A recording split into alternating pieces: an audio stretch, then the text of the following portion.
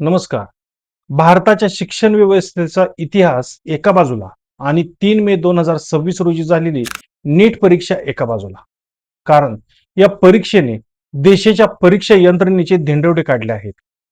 घोटाळ्याची सुरुवात 2 मे ला झाली, जेव्हा एका व्हॉट्सअप मेसेजवर 300 प्रश्नांचा संच फिरतो.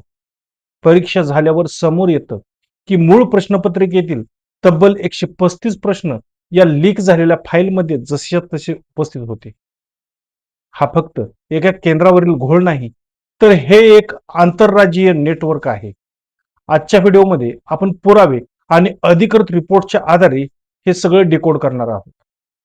नाशिकच्या प्रिंटिंग प्रेसमधून हा पेपर कसा चोरीला गेला, गुडगावमध्ये याचा गेस पेपर कसा बनवला गेला, लातूरमधील प्राध्यापकाचा आणि मोठ्या कोचिंग क्लासेसचा यात काय संबंध होता आणि राजस्थानच्या राजकीय नेत्यापर्यंत याचे धागेदोरे कसे पोहोचले. 22 लाख विद्यार्थ्यांच्या भविष्याशी खेळणाऱ्या नीट 2026 घोटाळ्याचे संपूर्ण विश्लेषण आज आपण पाहणार आहोत. नमस्कार, मी सुधीर गोडके आणि आपण पाहताय मराठी टाइम्स. नवनवीन माहितीपूर्ण व्हिडिओ पाहण्यासाठी आमचा चॅनल नक्की सबस्क्राईब करा. 3 मे 2026 रोजी परीक्षा झाली, पण त्यापूर्वीच हा पेपर लीक झाला होता. तपासातून समोर आलेलं नेटवर्क थक्क करणारा आहे. हा पेपर नाशिकमधील एका ऑथराइज्ड प्रिंटिंग प्रेसमधून लीक झाला.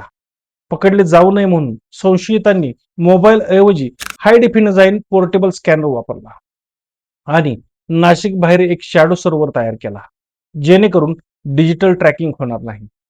तिथून हा पेपर 15 लाखात गुडगावमध्ये विकला गेला.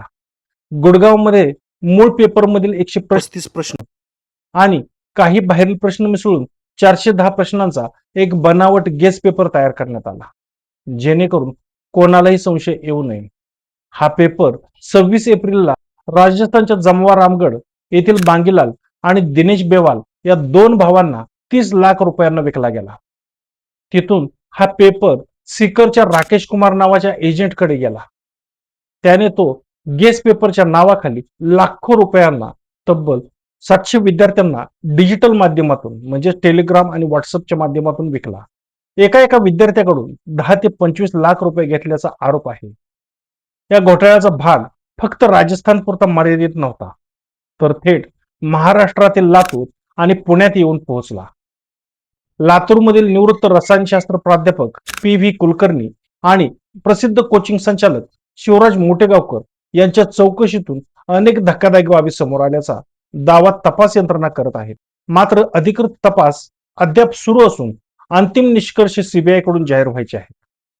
तपासात समोर आलेल्या माहितीनुसार PV कुलकर्णी हे NTA परीक्षा प्रक्रियेशी संबंधित होते आणि त्यांना नीट UG 2026 केमिस्ट्री प्रश्नपत्रिकेपर्यंत प्रवेश असल्याचा आरोप CBI ने केला आहे.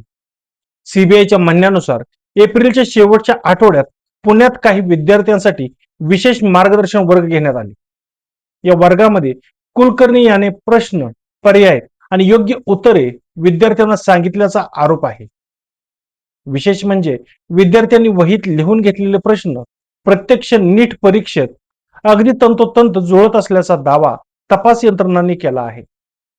दरम्यान लातूरमधील रेणुकाई केमिस्ट्री क्लासेस म्हणजेच RCC चे संचालक शिवराज मोठेगावकर यांच्या चौकशीमुळेही प्रकरण अधिक गंभीर बनले आहे.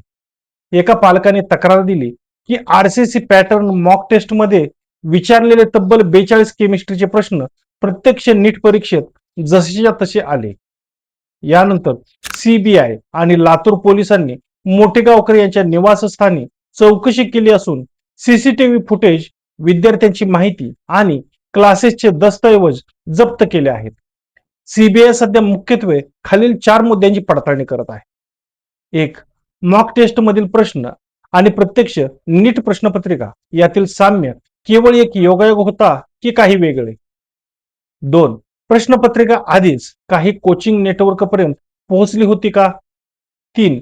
विद्यार्थ्यांकडून लाखो रुपये घेऊन ही स्पेशल कोचिंग देण्यात आली का? आणि 4.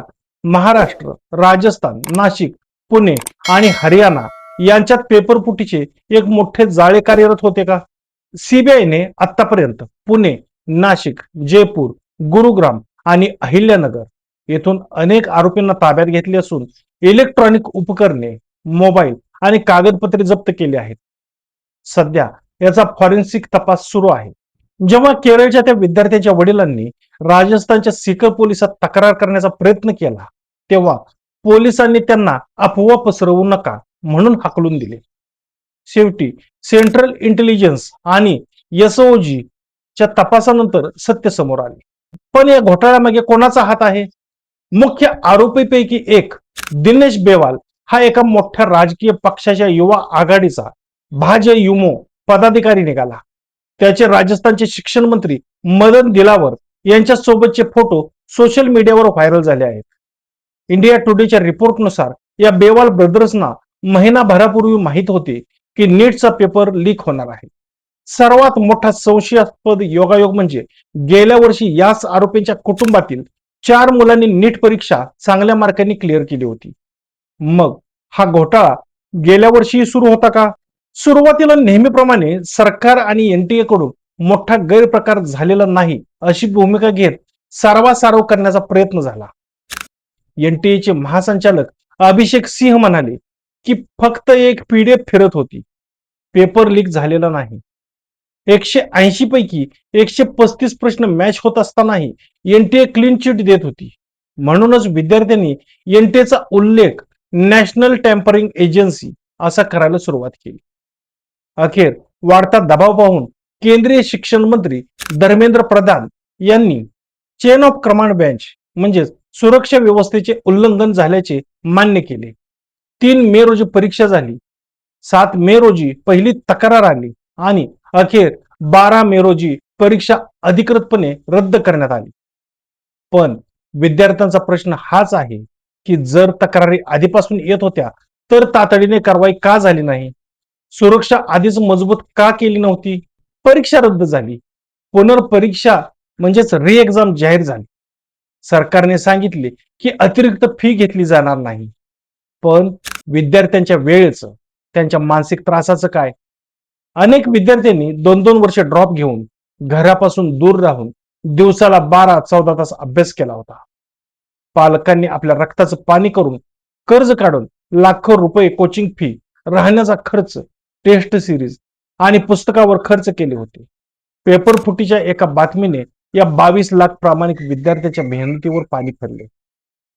परीक्षा रद्द झाल्यामुळे त्यांना पुन्हा त्याच मानसिक ताण, भीती आणि असुरक्षिततेचा सामना करावा लागत आहे. पैशाचा अतिरिक्त आर्थिक भार पालकावर पडला तो वेगळाच. आज इंडियन मेडिकल असोसिएशन म्हणजेच IME देखील एनटीएवर कडक कारवाईची मागणी करत आहे. सरकारने आता सीबीआयची चौकशी, कॉम्प्युटर बेस्ड टेस्ट आणि सायबर मॉनिटरिंगचे निर्णय जाहीर केले आहेत. पण देशातील तरुण आज काही मूलभूत प्रश्न विचारत आहेत. स्पर्धा परीक्षा म्हणजे सर्वांना समान संधी. मग पेपर काही ठराविक जणांपर्यंत आधी कसा पोहोचतो? प्रामाणिकपणे दिवस रात्र एक करणाऱ्या लाखो मेहनती विद्यार्थ्यांच्या भविष्याची जबाबदारी नेमकी कोण घेणार? देशाच्या परीक्षा व्यवस्थेवर आता विश्वास कसा ठेवायचा? जर तुम्ही विद्यार्थी किंवा पालक असाल तर सिस्टीमचा हा चेहरा पाहून निराश होऊ नका. परीक्षा हे तुमचं आयुष्य ठरवू शकत नाही. आजच्या जगात डॉक्टर व्यतिरिक्त data science, UX design, content creation यासारखे हजारो करिअर ऑप्शन्स उपलब्ध आहेत. स्वतःमध्ये कौशल्य निर्माण करा. देशातील लाखो विद्यार्थ्यांचा आज एकच आवाज आहे, आम्हाला फक्त पारदर्शक आणि न्याय परीक्षा हवी आहे. तुम्हाला काय वाटतं? या संपूर्ण घोटाळ्याला जबाबदार कोण? कमेंट करून नक्की सांगा. आमचा व्हिडिओ शेअर करा जेणेकरून हा आवाज सरकारपर्यंत पोहोचेल. धन्यवाद.